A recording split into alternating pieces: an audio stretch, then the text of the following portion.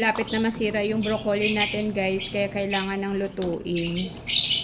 Hindi kasi namin maluto-luto agad-agad kasi masyadong madami. So, ayan. Hinabot ng pagkahinog. So, pwede na to guys. Pinalambot ko lang konti kasi hindi kaya ni mami na kumain ng matigas na gulay. So, ayan. Kailangan kong palambutin.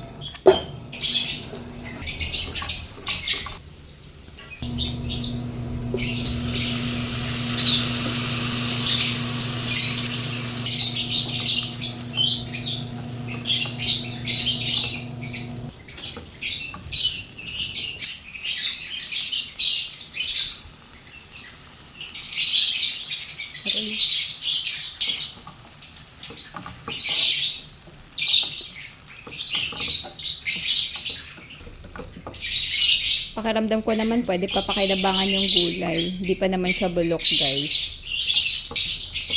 Kaysa naman masira pa or ma-over talaga yung pagkahinog niya. So, pakinabangan na natin. Very, very light lang. Tapos lagyan natin ng konting salt.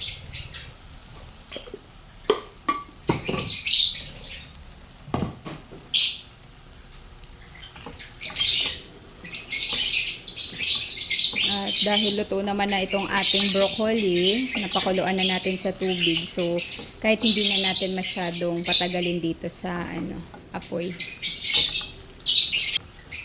Tikman nga natin.